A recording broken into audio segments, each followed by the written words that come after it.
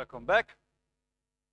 We now continue with analytical mechanics. So now we are going to see if the quantities that we defined earlier, so the form momentum, is actually related to the conjugate momentum that we have in analytical mechanics. We will do it in two ways. One, we are going to do it in a standard 3D approach, if you wish, in which we are going to define a Lagrangian. And with that, we are going to identify the momentum and the energy. The other one is going to be a full four-dimensional derivation, in which we are going to use the least action principle and derive again our dynamics, the dynamic of our system and the properties of our system in terms of its behavior as a function of time. Good, let's do that. Analytical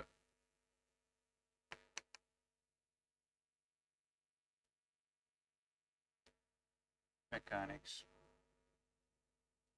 All right, so what are we going to use? A Lagrangian, right? We need to define a Lagrangian, which is not coming up from first principle. We need to define a Lagrangian. Then all the infrastructure that we have, the Euler-Lagrange equation, least action principle, and so on, are going to act on this Lagrangian, and we are going to derive the system. But the Lagrangian is our invention, okay? It's coming out from our mind.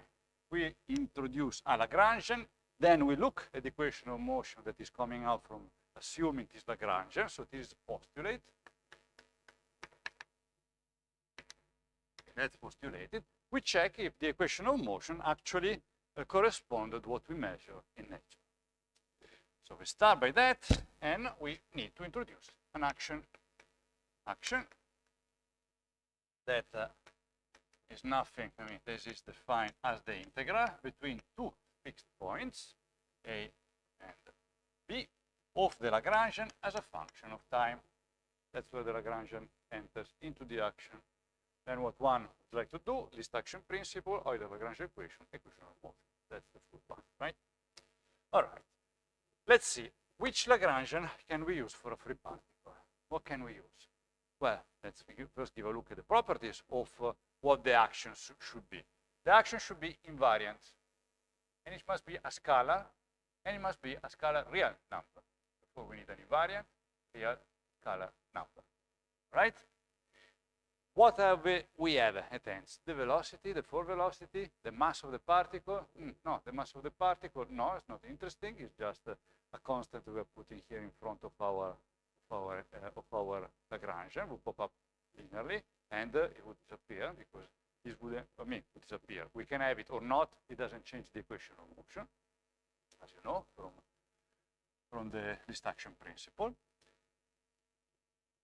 What else could it be? An intrinsic property of our particle that depends on time. Proper time. That's the only choice that we have. We only left with the proper time. And, okay, let's be general. Let's make our Lagrangian proportional to a whatever constant, such that we can then set the units of measure afterward. And then again, it's an integral between A and B. And the only thing that we can possibly do, the tau. The tau, which now can be expressed in terms of the t, okay, such that we can then identify our Lagrangian. So again, we are going to have our alpha, AB, and then we have the relationship between gamma and between the tau and the t, which goes to gamma. Therefore, we have gamma minus 1, the t. We have our Lagrangian. Our Lagrangian is alpha gamma to the minus 1 for a free particle.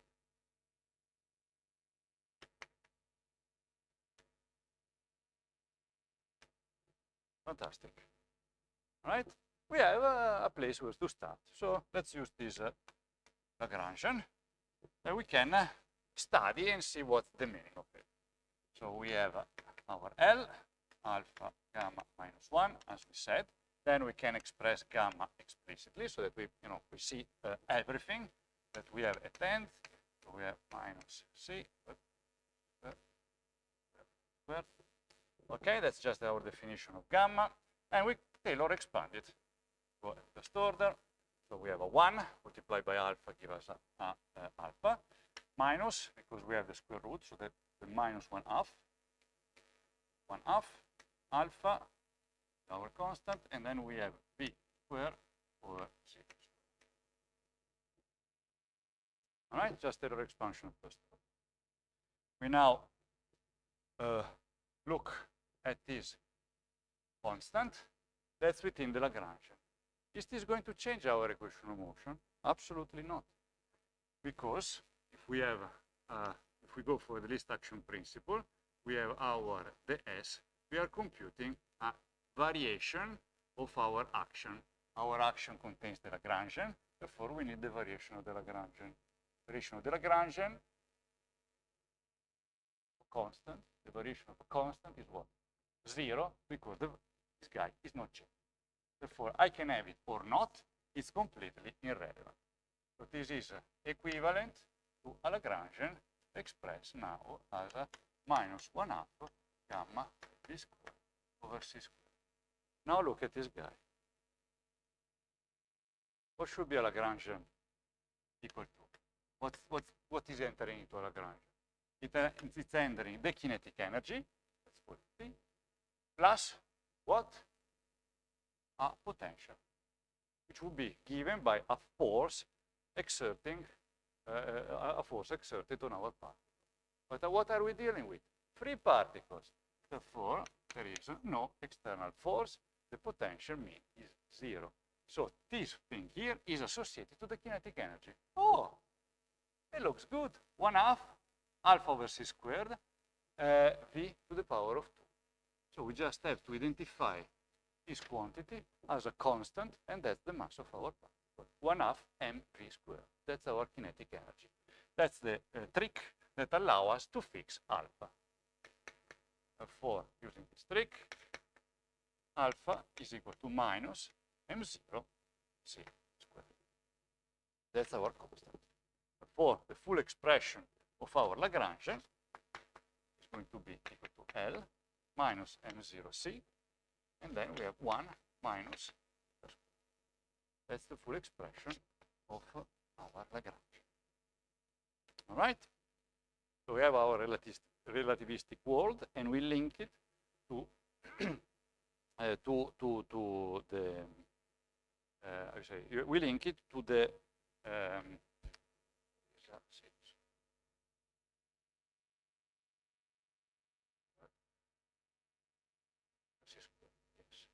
okay. All right. So we link it, we find our alpha by link our relativistic Lagrangian to what we know for all Lagrangian, kinetic energy plus v, and we identify the mass for what you know from Newtonian mechanics. Fantastic. Now let's give a look at the conjugate momentum. Now we're having the Lagrangian at ends, we can study, go deeper into our understanding of our particle, and we look at the conjugate momentum.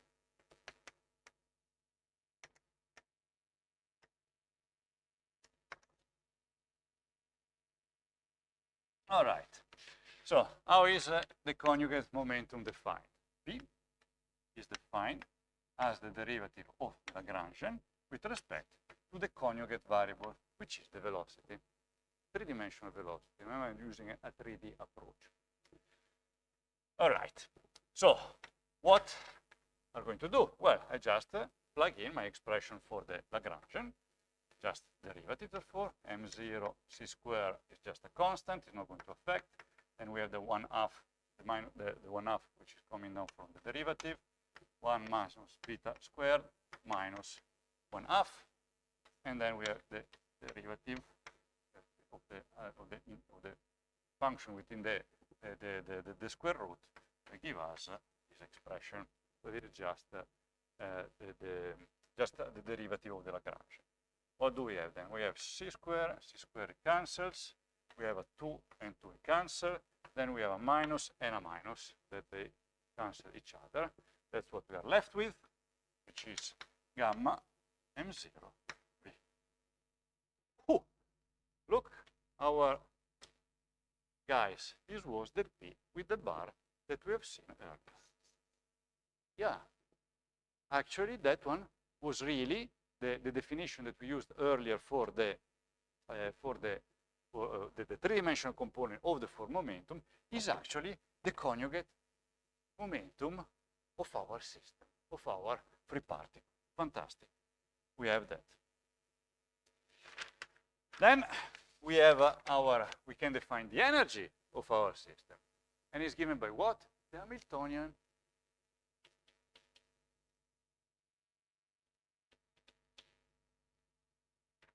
We have our Hamiltonian, which know to be equal to V minus L. So just the Legendre transform of the Lagrangian.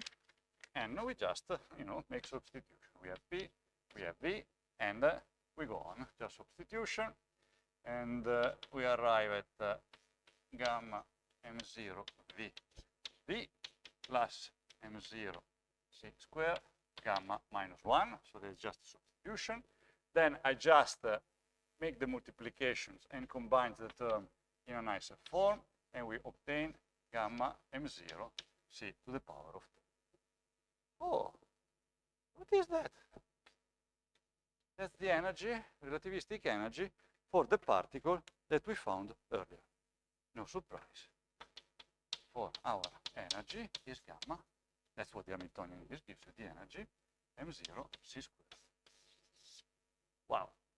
Yes, the form momentum that we derived earlier is actually popping out from these derivations. Right. Good.